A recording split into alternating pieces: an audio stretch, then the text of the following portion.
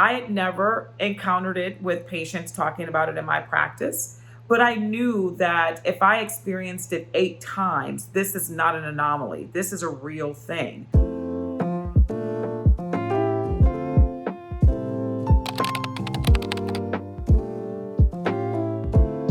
Hello, everyone. I am Dr. Aisha Rush coming to you from Florida today, actually.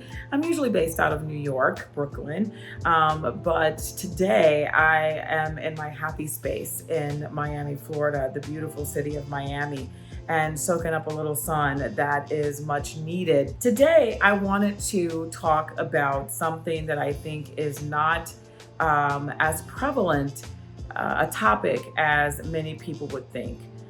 I think that a lot of women suffer from this and they don't quite know why. They don't quite understand what they're feeling. They don't quite understand sort of the physiology behind what they may be feeling. But I think that it happens a lot more often than what I have encountered in my practice.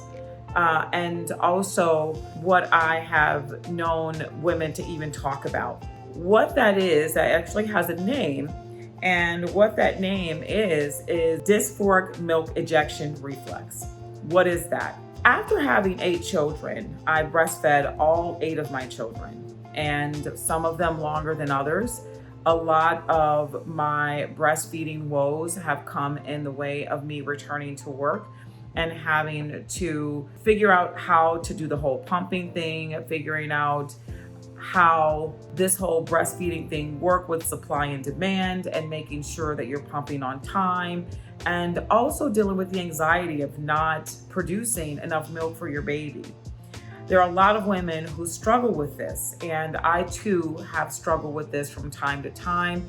Having stopped breastfeeding when in fact I did not want to, but because my milk production wasn't the greatest, because I had returned to work and was not able to really pump the way that I wanted to. But also when I did actually nurse and breastfeed my babies, I was having a bit of depression when I would start breastfeeding. So when I would have the letdown that most women will feel, I would start having negative thoughts and feeling a bit depressed and just kind of feeling yucky. It's so funny because I talked to my girlfriend and she was like, well, breastfeeding is yucky in general. Well, of course she doesn't have children. And she thinks that anything having to do with children is yucky. That's understandable. Having children and breastfeeding is not for everybody. It's not something that we as women have to do. It's something that a lot of women want to do and makes them feel more like a mom or a woman. But that should not be what makes you feel more like a mom or a woman. Just being able to be a mom, if that's something that you want to do, that's the most important thing. But for many years, I struggled with this idea of having that sense of depression or that negative feeling, negative thoughts, just feeling yucky, icky, feeling anxious, when I would start to breastfeed in those first few minutes. And I just couldn't put my hand on it.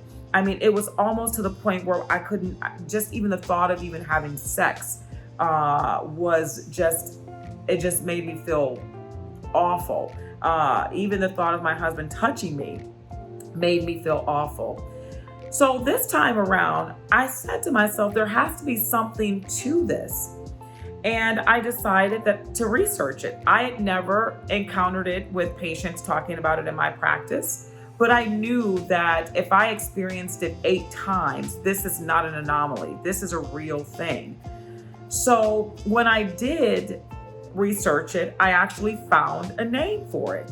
And I actually found the definition. Dysphoric milk ejection reflex is an abrupt emotional drop that occurs in some women just before milk release and continues for not more than a few minutes. Unfortunately for me, that definition didn't fully describe me, because it's not just for a few minutes that I encounter that. It's actually for several minutes and almost all the way through my session of pumping or my session of nursing.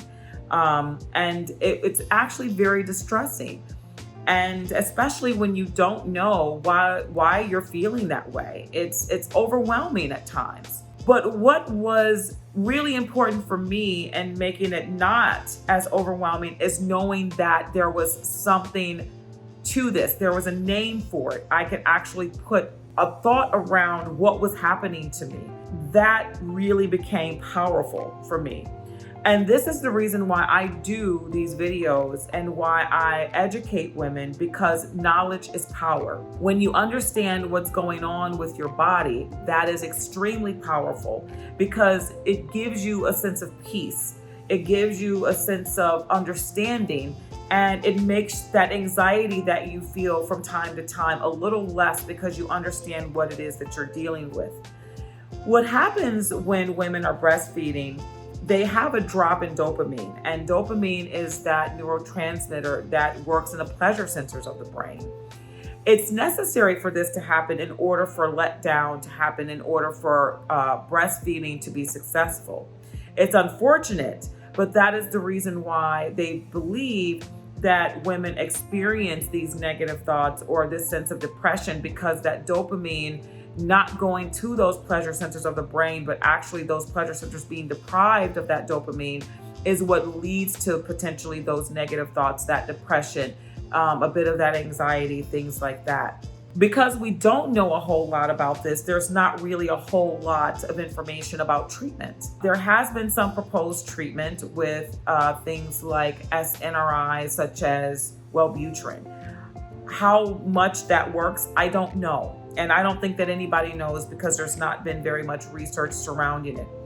Unfortunately, for a lot of women, especially during breastfeeding and pregnancy, there's not a lot of research for a lot of things. We're often left out of these research trials for different medications, and for obvious reasons. You're carrying a baby. We don't know how that's going to affect the pregnancy. We don't know how that's going to affect a baby neurologically or physiologically when we're taking medications, when we're breastfeeding. So those things are quite understandable. But at the same time, it's also a bit distressing knowing that you're going through this. And for some women who feel it so intensely, it's very difficult because they sometimes have to think about giving up breastfeeding. And that's something that a lot of women don't want to do. We are living in a time where who knew that there would be a shortage of formula?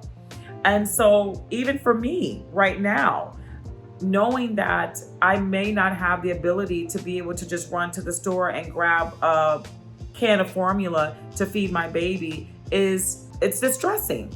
And knowing that I do have the ability to be able to provide food for my baby is wonderful. It's a great feeling, but I also have to deal with that other part of how it makes me feel. And it's sometimes hard to negotiate that. But the other things that they have sometimes suggested in terms of dealing with this is doing skin to skin with your baby, because it sometimes is also a bit of a reminder of why you're doing what you are doing, and makes you feel good about doing what you are doing and knowing that you have the ability to feed your baby. I know this is a very short topic and a very short explanation for this, but I think it was something that I wanted to put out there because it's not a lot of information on the internet about it. It's very scarce information, and the remedies for it is even more scarce. But I want women to know that you're not alone. This happens to some of us. And now you know a little bit more about why it's happening to you. So I hope that this was helpful.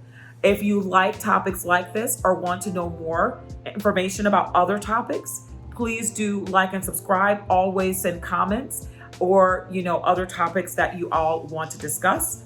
And I'm more than happy to go over them. Thanks again. Once again, Dr. Rush, signing off from Miami. Have a great night.